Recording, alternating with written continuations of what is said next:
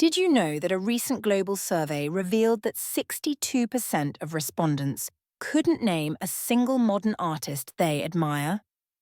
That statistic surprised even seasoned curators, highlighting a widening gap between public perception and contemporary art.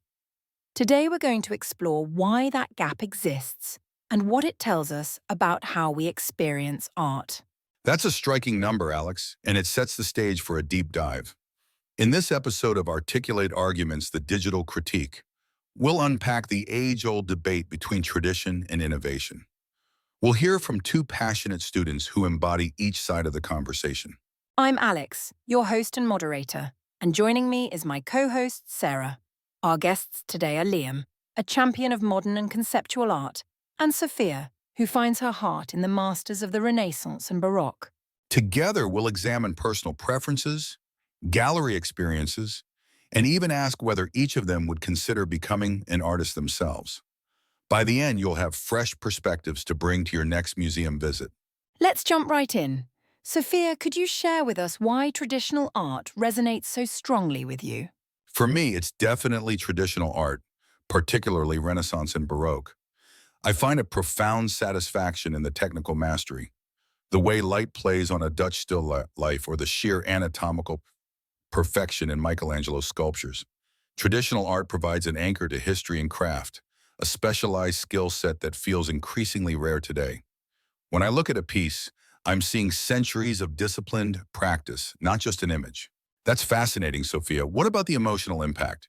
Do you feel that the emotional language of a Baroque painting differs from the conceptual provocation of a modern work? Absolutely. The emotional resonance in a Caravaggio scene is visceral. The chiaroscuro draws you into a narrative moment. Modern works often rely on intellectual provocation rather than direct feeling, which can feel more detached. Yet that detachment is intentional, inviting the viewer to fill the void with personal meaning. So while the emotions are different, both traditions aim to engage us, just through distinct pathways. Liam, turning to you now, what draws you to modern and conceptual art over the classics? I respectfully disagree. While I appreciate the skill of the old masters, I lean heavily toward modern and conceptual art. Traditional art often feels like a beautiful answer to a question we already know. Modern art, however, is a question mark. It prioritizes idea over execution, provocation over perfection. Think of Dadaism or abstract expressionism. They force the viewer to engage, feel uncomfortable, and decide what art even is. It's dynamic, messy, and a direct reflection of our chaotic modern world. Interesting, Liam, do you think that this emphasis on concept makes art more accessible to a broader audience? Or does it risk alienating those who look for visual mastery? It's a double-edged sword. On one hand, the open-ended nature of conceptual pieces invites anyone to bring their own interpretation, which can be empowering. On the other hand, without a visual hook, some viewers feel lost or think they're not qualified to appreciate it. The key is context. Explanations, artist statements, and interactive installations can bridge that gap. So while accessibility can increase, it also requires a willingness to engage beyond the surface. So we have a classic clash. Sophia values disciplined craft and historical continuity, while Liam celebrates intellectual challenge and contemporary relevance.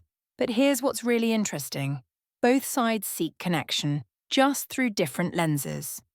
This tension sets the tone for our next line of questioning.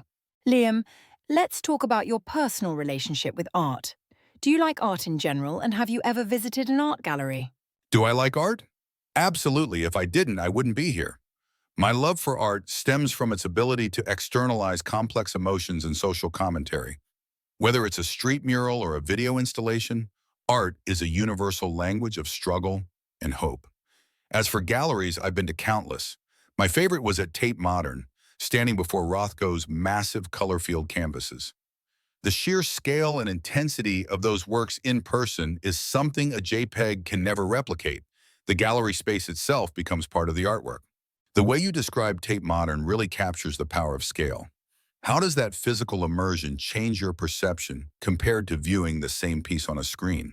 Seeing a Rothko up close forces you to confront the color, the texture, the subtle shifts that disappear on a screen.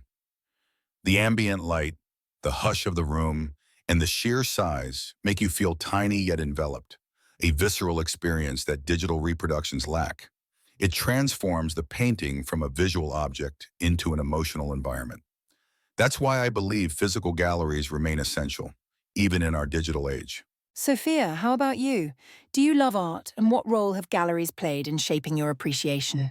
Do I like art? Yes, but perhaps for a quieter reason. I appreciate how art teaches us about humanity's enduring search for beauty and meaning. I love the conversation art creates between eras, how a Renaissance portrait informs a pre-Raphaelite one. As for galleries, I practically grew up in them. The National Gallery in London feels like a sacred space. And I also cherish smaller local museums that reveal regional craft evolution. Those intimate settings let me see how art history unfolded outside the major capitals. Both of you stress that physical engagement, whether in a monumental modern museum or a modest local gallery, deepens the connection to the work. What's particularly interesting is how the environment shapes our emotional and intellectual response, regardless of the style we prefer.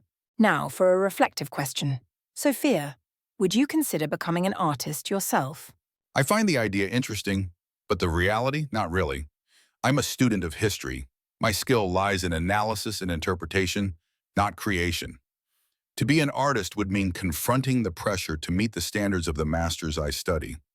I'd rather be the curator or historian, preserving, contextualizing, and sharing the incredible creations of others. My passion is the why in the when, not the how. Given your deep appreciation for historical technique, do you ever imagine curating a modern exhibition that bridges past and present, perhaps letting viewers experience that dialogue firsthand?